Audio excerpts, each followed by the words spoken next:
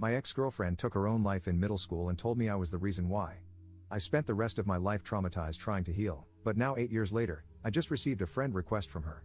Posted by you/the_drunken_otter. In 8th grade, I, 21M, met this girl, North. She was in my band class, and the two of us hit it off. I asked her out on a movie date, and from there, we became boyfriend and girlfriend. She was my first girlfriend, and things were going alright, until her dad got a new job across the country in California. North moved away, but we decided to try long-distance dating through our freshman year. We were not built for long-distance dating. I couldn't protect her from bullies, hug her when she was crying, or tell her it was going to be alright when she told me about her depression. We got into arguments about God knows what but decided to keep the relationship going because her dad was trying to transfer back closer to our hometown. That was until she stopped texting me around Christmas, and her sister sent me a funeral program and asked me to come to California. North's sister told me that she had taken her own life because the bullying had become too much and that I wasn't there for her when she needed me. It broke my heart that I couldn't go to California for the funeral, and for the past 8 years, I've mourned her loss. I spent my entire high school career trying to rebuild myself from all the damage. I went to meetings for people who had lost family members and loved ones. I went to therapy for 4 years to help process the loss. I had to learn how to become dependable because I didn't want it to happen again. And after working on myself for 4 years, I asked out one of my classmates, Lucy. We started dating at the tail end of our senior year and are about to celebrate our 4-year anniversary in April. Last night, I got a notification from Facebook saying that I had a new friend request. I opened the app and found out that it was from North. She looks older, but there's no denying it, it's her. There are pictures of her as an adult with her fiancé and her newborn daughter. I spent 8 years of my life believing that she was dead, but here she is, with undeniable proof that she has been living a great life without me. My stomach is in knots, my heart is sinking to the ground, and my mind is racing, trying to figure out what happened and what I should do. Do I accept the friend request? Do I ignore it and try to move on? I feel completely lost, and it feels like my entire life has been a lie. I've spent the entire night looking at pictures of her and her family, floored that she would do this to me. Relevant comments. Commenter. That is wild, I'm sorry to hear that. Have you ever Googled her name in those 8 years, and did nothing about her ever come up? Did you follow her on any social media when you were together, and did all those accounts simply stop updating? Did those accounts have an in memoriam post or anything like that? Ops response. She's always been coming and going with social media. She'd make an account, stop posting for 6 months, then make a new one whenever she wanted to restart. I have tried Googling her, but she shares a name with a UCLA professor, so UCLA is the only thing that comes up after miles of scrolling. Commenter 2. So, I don't know if it's the healthiest option, but I would 100% want closure. Accept the friend request and send her a message saying how happy you are to see that she's alive since you were under the impression she had committed suicide. How thankful you are that it was a lie and that you're happy she's clearly in a better place. Do not accuse her of anything. If you feel inclined, let her know that her death led to you dedicating a part of your life to being the person you felt she needed at the time. Let her apologize if she does, don't feel inclined to accept it, and feel free to let her know that she caused a lot of hurt. I wouldn't engage beyond finding closure, and I 100% would block her after getting it. Ops response. I do want closure, but I don't want to chase it with how stirred up I am right now. I don't know if I'm happy that North is alive. Don't get me wrong, I don't wish death upon her, but I feel upset that she would do that.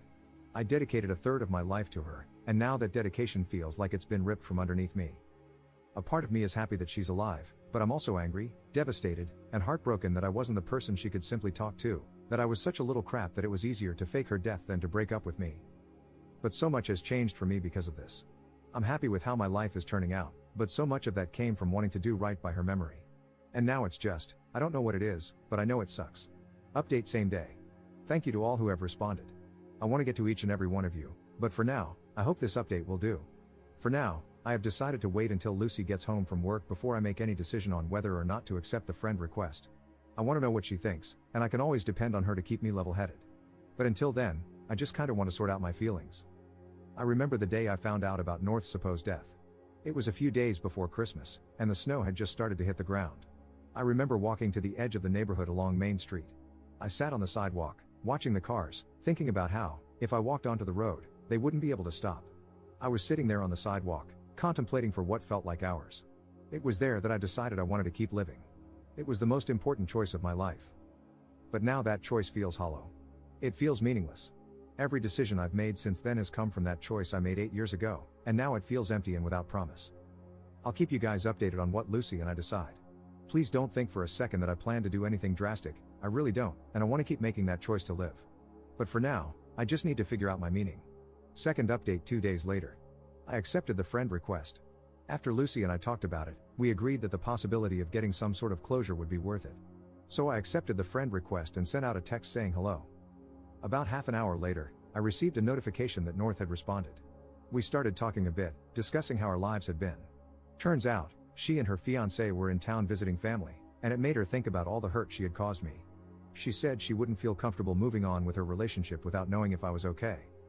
She tried to apologize, saying that we were dumb kids and that it seemed easier to ghost me instead of breaking up with me. She told me all about how, in some messed up teenage way, she thought that giving me an explanation for her ghosting me would make it easier for me to move on, so she and her sister concocted the whole story. I told her about the years of therapy, the years of loneliness, and how guilty I felt when I started dating again. I told her how I used to think she was the one for me, even through the nights of arguing, and that she had hurt me more than if she had just thrown me away. And I told her that, in some weird way, I'm thankful to her. Her death changed me for the better, and I would not be the man I am today if it weren't for her. I then texted, having said that, I will not accept your apology. It's a shallow attempt to free your guilty conscience before you get married. If you were really sorry, you would have said something sooner, you would have apologized sooner, or you wouldn't have done it at all. You took the coward's way out, and I do not forgive cowards.